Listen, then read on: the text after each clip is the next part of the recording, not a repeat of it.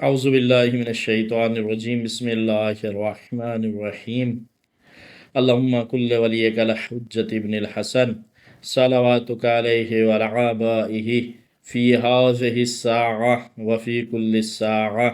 ولیا وحافظا وقائدا وناصرا وذلیلا وعینا حتی تسکنہ ارضک طوعا وتمتعہ فیہا طویلا اللہم صلی علی محمد وآل محمد بسم اللہ الرحمن الرحیم لن ینال اللہ لحومها ولا دماؤها ولکن ینالہ التقوی منکم۔ اللہ قرآن مجید میں سورہ حج کی آیت نمبر 37 میں ارشاد فرما رہا ہے، جو جانور آپ قربان کرتے ہو خدا تک ان جانوروں کا نہ تو گوشت پہنچتا ہے اور نہ خون خدا کی بارگاہ میں پہنچتا ہے۔ خدا کی بارگاہ میں صرف اور صرف آپ کا تقوی پہنچتا ہے کہ جو آپ کا خلوص اور تقوی ہوتا ہے۔ اور دوسرے قربانی کی عظمت کو امام جعفر صادق علیہ السلام کی اس آیت سے واضح کرتے ہوئے انشاءاللہ احکام قربانی کو بیان کیے جائیں گے۔ قربانی کے جانور کا پہلا قطرہ، امام نے ارشاد فرمایا کہ پہلا قطرہ جیسے ہی زمین پہ گرتا ہے تو قربانی کرنے والے کے تمام گناہ معاف ہو جاتے ہیں، بخش دیے جاتے ہیں۔ اور اس قربانی کے ذریعے سے معلوم ہو جاتا ہے کہ اس کے اندر کتنا تقوی پایا جاتا ہے، یعنی کتنے خلوص سے وہ اس قربانی کو اللہ کی بارگاہ میں پیش کر رہا ہے، اللہ کے لیے قربانی کر رہا ہے۔ لہٰذا مومنین، آج ہم کچھ وہ خاص مسائل قربانی کے جو عید قربان سے مخصوص ہے وہ دیکھیے گا، یہ واضح کر دیں، جو ہم مسائل بیان فرمائیں گے مستحب قربانی کے مسائل بیان فرمائیں گے۔ دیکھیے گا، ایک قربانی واجب ہے، ایک مستحب ہے۔ جو حج کرنے کے لیے اللہ کے گھر کی زیارت کرنے کے لیے مکہ جاتا ہے، اس کے اوپر جس کے اوپر حج واجب ہے تو قربانی بھی واجب ہوتی ہے، تو لہٰذا اس کے احکام الگ ہیں۔ لیکن جو یہاں ہندوستان میں ہم روزے بقرعید جسے عید الاضحیٰ کہا جاتا ہے، ہم کو جانور کی قربانی پیش کرتے ہیں، یہ مستحب قربانی ہے، تو لہٰذا ہم جو مسائل بیان فرمائیں گے وہ مستحب قربانی کے مسائل فرمائیں گے، چونکہ واجب قربانی کے کچھ مسائل اس سے استثناء ہے، کچھ مشترک ہیں مستحب اور اس کے، تو لہٰذا ہم مستحب قربانی کے۔ تو سب سے پہلا ہی مسئلہ جو ایک بڑا پیش کیا جاتا ہے، کیا وہ جانور کے جس کے اندر عیب پایا جاتا ہے اس کی قربانی کی جا سکتی ہے؟ دیکھیے گا، مستحب قربانی میں مشکل نہیں ہے، افضل یہی ہے، بہتر یہی ہے کہ جس جانور کو آپ قربانی کے لیے استعمال کر رہے ہو وہ بے عیب ہو، لیکن اگر اس کے اندر عیب بھی پایا جاتا ہے تو مستحب قربانی کے لیے اسے استعمال کیا جا سکتا ہے، جیسے مثلا اس کا سینگ ٹوٹا ہوا ہو، ٹانگ ٹوٹی ہوئی ہو، کمزور ہو،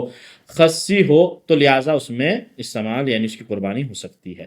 چونکہ عید قربان کی قربانی مستحب قربانی، اس لفظ کو بار بار تاکید کرے، چونکہ واجب قربانی جو حج میں وہاں عیبدار جانور نہیں چلے گا، لیکن اس میں چل جائے گا۔ اب اس کے بعد جو ہم اگلا مسئلہ کر بیان جو آپ کے سامنے فرمائیں گے کہ مثال کے طور پر جس جانور کو ذبح کیا جا رہا ہے، بعض موقع پر دیکھیے قصائی دو ہوتے ہیں،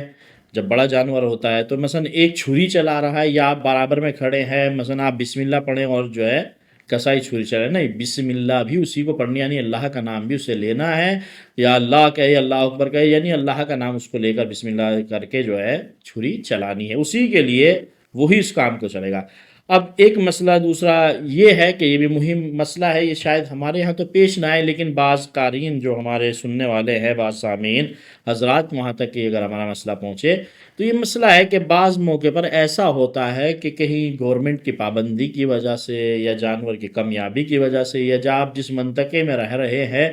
وہاں جانور کا دستیاب ہونا ملنا مشکل ہے، تو ایسی صورت میں جو انسان اب چاہتا ہے کہ اسے قربانی کا ثواب بھی ملے تو وہ اپنی اس رقم کو جو اس نے قربانی کے لیے مشخص اور معین کیے جانور خریدا کیا ہے، تو لہٰذا وہ ضرورت مندوں کی ضرورت کے لیے اسے دے سکتا ہے، ان کی ضرورت کو، لیکن یہ بھی چیز دھیان رکھیے گا، لیکن جہاں پر یہ جانور دستیاب ہوں، سب کچھ مل سکتے ہو، آسانی سے مشکلات کا سامنا نہ ہو،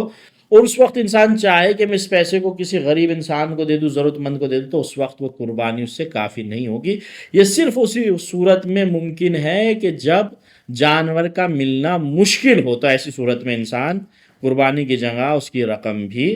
دے سکتا ہے۔ اب یہ مسئلہ دیکھیے گا، یہ بڑا مہم مسئلہ ہے، چونکہ ہمارے ہندوستان اور پاکستان یعنی بر صغیر میں اکثر آیت اللہ سستانی صاحب کے مقلدین ہیں، تو لہٰذا بھی ایک مسئلہ ان کے سامنے یہ پیش آتا ہے کہ جو آج کل چونکہ اکثر چھریاں اسٹیل کی استعمال کی جاتی ہے جو قصاب اپنے پاس رکھتے ہیں، تو لہٰذا جب وہ آپ کے یہاں قربانی کرنے کے لیے آئے تو اس وقت اس کو چیک کر لیا جائے۔ دیکھیے گا کیا مثلا اس وقت جو ہے اس جواب میں کہ ان کے نزدیک کیا مسئلہ ہے۔ آیت اللہ سستانی کے نزدیک احتیاط واجب کی بنا پر اگر اسٹیل کی چھری پر ذبیحہ کیا گیا ہے وہ بھی حرام ہو جاتا ہے، تو لہٰذا لوہے کی چھری ہونی چاہیے۔ اب اس مسئلے کی ہم تفصیل بیان کرتے ہیں کہ مثلا ایک مرتبہ چونکہ اکثر وہی میں اشارہ کیا کہ اکثر قصاب کے پاس چھری اسٹیل کی ہوتی ہے، اگر اب دستیاب نہ ہو اور جانور کو ذبح بھی کرنا ہے، صرف اور صرف مجبوری کے عالم میں ہر اس چیز سے ذبح کیا جا سکتا ہے جس سے اس کی گردن کو کاٹنا ممکن ہو، چاہے وہ شیشے کے ذریعے سے ہو، اسٹیل کی چھری کے ذریعے سے ہو یا پتھر سے ہو، جس سے بھی مشکل ہو۔ لیکن نارمل یعنی عام طور پر جب یہ مشکلات نہ ہو اس وقت اسٹیل کی چھری کو استعمال نہیں کیا جائے گا، صرف اور صرف لوہے کی چھری کو ہی استعمال کیا جائے گا، چونکہ دیکھیے گا ابھی ہمارے منطقے میں یعنی اس علاقے میں ہماری اتنی زیادہ مشکل نہیں آئی ہے، تو لہٰذا اگر وہ اسٹیل کی چھری سے ذبح کر رہا ہے اور اس کے پاس لوہے کی چھری مل سکتی ہے تو ذبیحہ حرام ہو جائے گا، اس کا گوشت استعمال کرنا صحیح نہیں رہے گا۔ تو لہٰذا اس مسئلے کو غور سے رکھیے گا، جب آپ قصاب آئے تو اس کی چھری وغیرہ چیک کیجیے گا۔ یعنی اب کچھ لوگ یہاں وہی مسئلہ میں نے پھر کہا کہ مستحب قربانی میں آپ چاہے 1 آدمی 2 آدمی 10 آدمی 20 آدمی کوئی تعداد نہیں ہے، چاہے بکرا ہو یا بڑا جانور ہو، اس میں مل کر آپ قربانی کر سکتے ہیں۔ لیکن اب یہ مسئلہ ہے کہ یہ قربانی واجب ہے مستحب ہے؟ نہیں، یہ نہ تو ہر ایک انسان کے اوپر واجب ہے اور نہ ہر ایک کے پاس اوپر مستحب ہے۔ واجب کب ہوتی ہے؟ دیکھیے گا وہ حاجی کے جو حج کرنے گیا اس کے اوپر واجب ہوتی ہے، یا کوئی انسان نذر مان لے کہ میں قربانی کروں گا بقرعید کے دن، تو لہٰذا اس کے اوپر واجب ہو جاتی ہے۔ اب اس کے علاوہ مستحب کس کے لیے ہے؟ مستحب موقت، جس کے اندر صلاحیت پائی جاتی ہے، اس کے پاس اتنا پیسہ آرام سے ہو کہ وہ آرام سے قربانی کا جانور خرید سکتا ہو، اس کے لیے مشکلات کا سامنا ہو نہ کرنا پڑے، تو اس کے لیے مستحب موقت ہے، وہ جانور کو خرید کے قربان کر سکتا ہے۔ اب مسئلہ یہ کہ بھی آتا ہے جیسے بہت سے زیادہ ہمارے بہت سی روایت ہوتی ہے صرف تشویق کے لیے، ہم اسے مسئلے پہ حمل نہیں کر سکتے، مسئلہ مرجع بتائے گا کہ اس حدیث کی کیفیت کیا تھی کیا نہیں تھی بیان کرنے کے بعد۔ تو لہٰذا آیت اللہ سستانی کے نزدیک کہ کوئی انسان اگر قرض لے کے قربانی کر رہا ہے تو اس کا مستحب ہونا بھی ثابت نہیں ہے، جائے کہ مستحب موقت ہو، ٹھیک ہے، یہ مسئلہ واضح ہے، صرف صاحب استطاعت لوگوں کے لیے مستحب موقت ہے، حاجی کے لیے واجب ہے، جس نے نظر کی ہے اس کے لیے بھی واجب ہے۔ تو یہ آزاد لیا مسئلہ اس سلسلے میں۔ اب جس ہم جانور قربانی کے طور پر پیش کر رہے ہیں اس کے کچھ بدن کے حصے کھانا حرام ہے، جیسے اس کا خون، اس کا فضلہ، اس کا یعنی پیشاب پخانے وغیرہ، وہ پیشاب پخانے کے مقام اس کو کھانا، شرمگاہ کو کھانا، بچے دانی جو ہوتی ہے اس کو کھانا، غدود، کپورے، ہمارے حالانکہ اہل سنت کے یہاں کپورے کھاتے ہیں، ہمارے یہاں کھانا جائز نہیں ہے۔ اور وہ مغز دیکھے گا، یہ ایک تھوڑا سا اس کو سمجھنے کی ضرورت ہے، ایک ریڑھ کی ہڈی جو ہوتی ہے، ریڑھ کی ہڈی کے اندر اس کے اندر ایک آپ وائٹ سا مغز سا نالی سی دیکھیں گے ایک باقاعدہ، تو اس کا کھانا بھی حرام ہے، اسے بھی نکال دینا ضروری ہے۔ اور وہ جو دماغ کے اندر چنے کے دانے کے سے وائٹ کیڑے سے ہو جاتے ہیں ان کا بھی کھانا حرام ہے۔ مغز بھیجا کھایا جا سکتا ہے لیکن جو ایک دانے سے آپ چنے کے برابر دیکھیں گے ان کا استعمال کرنا جائز نہیں ہے۔ اور وہ جو مثلا ایک تو میں نے بتایا ریڑھ کی ہڈی کے درمیان میں سے گزرتی ہے وہ، اور جو اس کے اطراف میں چکنائی سی ہوتی ہے، نالی سی ہوتی ہے، اس کو بھی احتیاط واجب کی بنا پر استعمال کرنا آیت اللہ سستانی کے نزدیک جائز نہیں ہے۔ پتا اور تلی،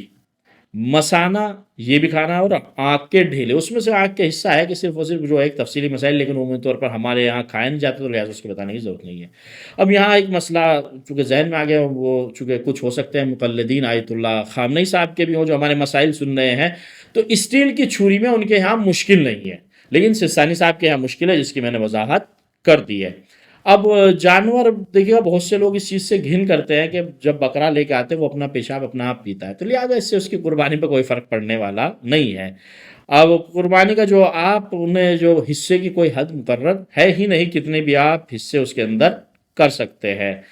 اور جو اگلا مسئلہ ہے کہ کیا پالتو جانور کی قربانی کی جا سکتی ہے؟ جی کی جا سکتی ہے، لیکن اس کی جانور کی قربانی کرنا مکروہ ہے، اور بالخصوص اس انسان کے لیے بھی کہ جس نے اسے خود پالا اور اپنے ہاتھ سے ذبح کر رہا ہو، تو لہٰذا اس کے لیے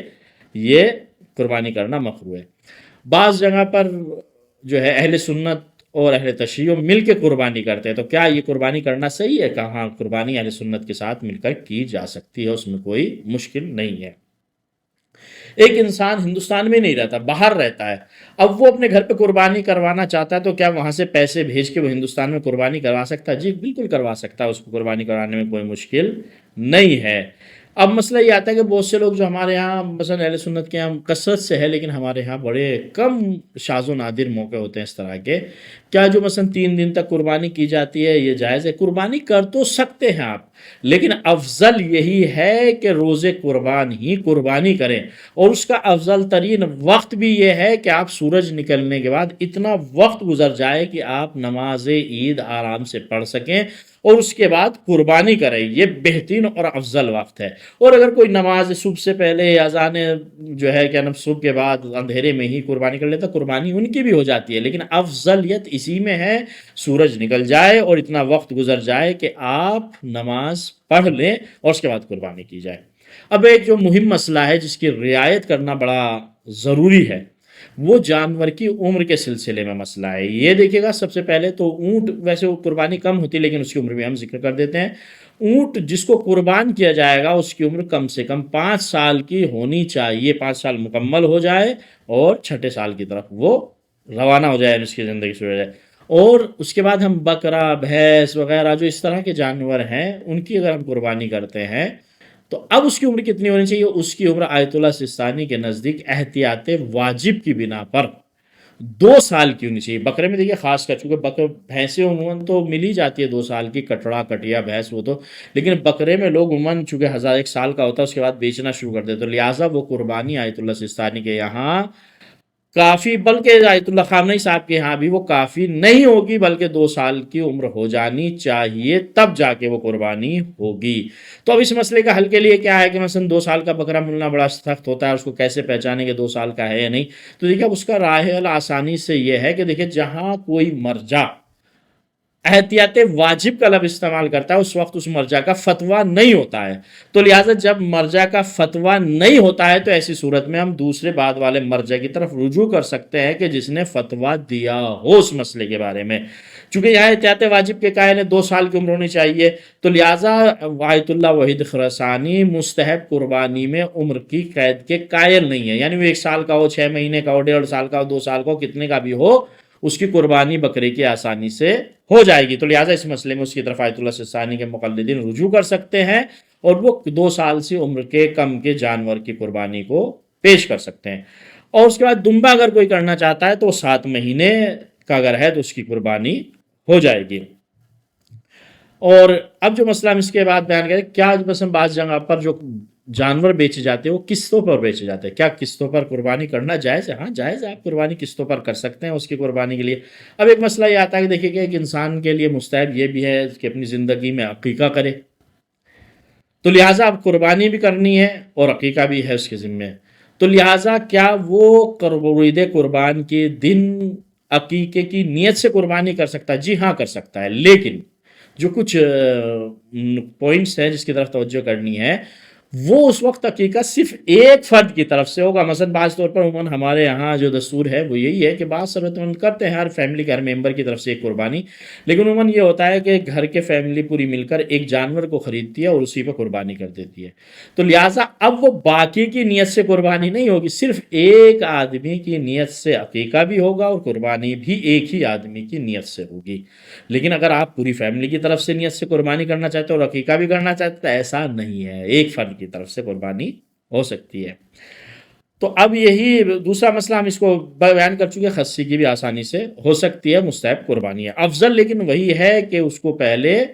ہم اس کو غیر عیبدار یعنی غیر خصی کو تلاش کریں، اور اگر نہیں ملتا ہے تو پھر اپنا اس پہ کوئی پر کی جا سکتے ہیں۔ اب یہ سب سے بڑا مرحلہ دیکھیے گا، ہمارے ہاں اس کو رعایت کی جائے، قبلے کی طرف جانور کا رخ ہونا چاہیے۔ رخ کس کیفیت میں ہونا چاہیے؟ یعنی اس کے جو چاروں پیر ہیں جب آپ اس کو لٹائیں تو قبلے کی طرف ہوں اس کے، اور جب اس کو ذبح کر رہے ہوں تو اس کی گردن کا یہ والا حصہ بھی قبلے کی طرف ہو۔ بعض موقع پر یعنی اکثر کسائی کیا کرتے ہیں، اس کا منہ گھما کر آسمان کی طرف کر دیتے ہیں، کہا یہ صحیح نہیں ہے، بلکہ اس کی گردن کو ایسے سیدھا کھینچا جائے، صاف کیا جائے، تاکہ اس کی کٹنے کی جگہ قبلے کی طرف رہے۔ اس کا پیٹ والا حصہ، اس کی کٹنے کی گردن کٹنے کی جگہ یہ قبلہ کی طرف ہونا شرط ہے، چونکہ منہ تو آپ نے سیدھا کھینچ لیا، وہ تو اب آپ کا اس سمت ہو جائے گا۔ اب اس میں یہ نہیں کہ چاہے آپ اس کو دائیں سمت لٹا دیں یا بائیں سمت لٹا دیں، لیکن شرط یہ ہے کہ اس کا پیٹ یعنی آگے کا حصہ اور وہ جہاں سے ذبح کیا جا رہا ہے وہ قبلے کی طرف ہونا چاہیے۔ اور اس میں اس وقت جو ہے کیا نام، جب جانور کی جان نکل رہی ہو اور انسان ابھی جان نہیں نکلی ہے، اس کے سر و تن میں جدائی کر دی جائے، تو یہ کام کرنا جائز نہیں ہے، یہ کام کرنے والا گناہ گار ہے۔ لیکن گوشت کا کیا حکم ہے؟ کہ گوشت کھانا حلال ہے، حرام نہیں ہوگا، لیکن وہ انسان گناہ گار ضرور ہوگا کہ جس نے اس کو اتنی جلدی سے وہ کیا ہے۔ لیکن ایک موقع پر چھری اتنی تیز ہے یا آدمی توجہ نہیں ہے کہ مثلا اس وقت وہ جلدی سے اس کا ہاتھ چلا اور چلنے کے بعد وہ اس کے سر و تن میں جدائی ہو گئی، تو لہٰذا اس وقت انسان ذبح کرنے والا گنہگار نہیں ہوگا۔ یہ صرف اختیاری صورت میں ہے، اس کے سر و تن میں جدائی نہیں کرنی چاہیے جب تک کہ اس کی روح نہ نکل جائے۔ اور ایک مرتبہ یہ ہے کہ سنگین جانور ہے، جب آپ اس کو ذبح کر رہے تھے اس وقت آپ نے پیر ہاتھ باندھے اس کو گرا دیا،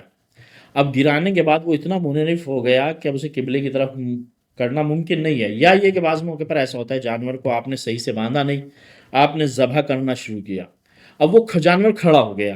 اب جیسے ہی آپ نے دوبارہ گرایا، کہا کہ اتنے میں ہم اس کو قبلہ رخ گھمائیں گے یا اس کو ویسے کریں گے تو اس کی ہو سکتا ہے اس کی جان نکل جائے، وہ مر جائے ذبح سے پہلے۔ تو لہٰذا جب یہ ڈر ہو کہ جانور ہمارا قبلہ رخ کرنے کی صورت میں جو ہم اس سے زحمت دیں گے، وہ مشقت کریں گے، مر جائے گا، تو لہٰذا جس سمت میں بھی ہو فوراً وہی ذبح آپ کر دیں، چونکہ شرط یہ ہے کہ جس وقت آپ ذبح کر رہے تھے، ابتدا کر رہے تھے، اس وقت قبلہ رخ ہونا شرط ہے۔ بعض موقع پر آپ کو جو آپ جانور کو لٹا رہے ہو گڈھے میں گر گیا یا کچھ اور کیفیت ہوتی ہے، تو اس وقت جب قبلہ رخ ممکن نہ ہو کرنا، تو وہ جس بھی کیفیت میں ہو آپ اس کو اسی وقت اسی طریقے سے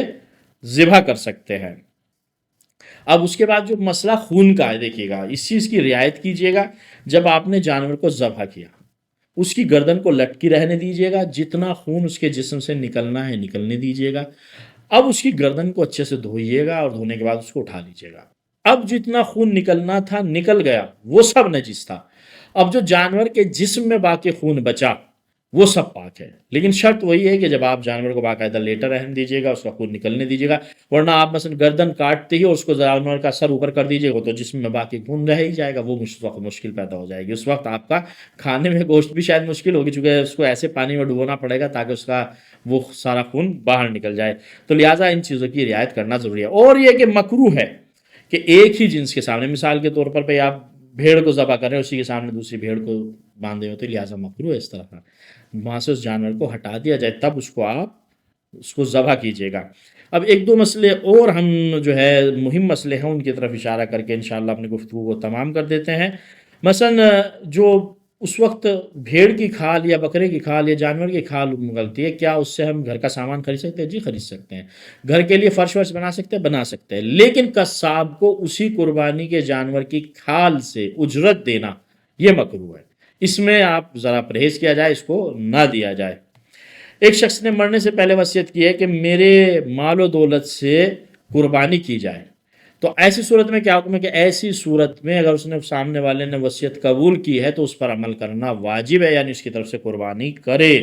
ایسا اگر نہیں کرتا تو اس وقت گناہ گار ہوگا انسان۔ تو لہٰذا اب یہ ضروری ہے کہ مثلا عید کی نماز جو پڑھے گا وہی قربانی کرے گا؟ نہیں، ایسا ضروری نہیں ہے، مستحب یہی کہ عید کی نماز بھی پڑھے اور قربانی بھی کرے، چونکہ دونوں مستحب عمل ہے۔ میں یہ بات کی طرف اشارہ کرتا چلوں، چونکہ زمانے غیبت میں عید فطر اور عید الاضحیٰ یعنی عید قربان کی نماز مستحب ہے، زمانہ امام علیہ السلام میں یہ واجب ہے، تو لہٰذا اب مستحب عمل ہے تو لہٰذا اس کی تاکید کی گئی، پڑھا جائے، اس کو چھوڑا نہ جائے۔ اب جو مسئلہ آتا ہے وہ قربانی کے گوشت کی تقسیم کا مسئلہ آتا ہے، اس کے آپ 3 حصے لگائیے گا جو مستحب ہے اس کام کرنے کے لیے، ایک حصہ اپنے اور اپنے اہل و عیال کے رکھیے گا، ایک حصہ ان مسلمانوں کے لیے جو آپ کے رشتہ دار ہیں، ملنے والے ہیں، پڑوسی ہیں، ان کو تقسیم کیجیے گا۔ اور تیسرا حصہ جس میں تاکید کی گئی ہے، افضل یہ ہے کہ ان فقیر اور مسلمانوں کے درمیان میں بانٹا جائے کہ جو قربانی نہیں کر رہے ہیں، غریب ہیں، جو استطاعت نہیں رکھتے، تو لہٰذا ان کے گھر میں اس کو حصے کو دیا جائے۔ 3 حصے، پہلا اپنے لیے، دوسرا اپنے جو رشتہ دار، اپنے پہلے پڑوسی والے، اور تیسرا مسلمان فقیر اور غریبوں کے لیے اس حصے کو مخصوص کیا جائے۔ لہٰذا اب جو آخری مسئلہ جو ہے کہ مثلا وہ اشارہ کر چکے کہ مثلا قرض پہ لینے سے ثابت مستحب ہونا نہیں ہوتا۔ بس ایک آخری مسئلہ جو ہم آپ کو بیان کر کے بات اپنی ختم کر رہے ہیں، وہ یہ ہے کہ دیکھیے قربانی کے جو جانور کے کون سے حصہ جسم کا کھانا مکروہ ہے اور کون سا کھانا مکروہ نہیں ہے۔ حرام کی طرف ہم اشارہ کر چکے، یعنی جانور کے قربانی کے جانور کے کس اعضا کو کھانا مکروہ ہے۔ حرام کو ہم ذکر کر چکے، اب ہم مکروہ کے بارے میں کر رہے ہیں۔ دیکھیے گا قربانی کے جانور کے گردے کو کھانا مکروہ ہے، کلیجی مکروہ نہیں ہے، اور باقی جو حرام تھے ان کی طرف تفصیل سے اشارہ کر سکے۔ بس یہی مختصر سے جو ضروری مسائل تھے وہ ہم نے آپ کے سامنے عید قربان کے بیان فرمائے۔ فقط والسلام ورحمۃ اللہ وبرکاتہ۔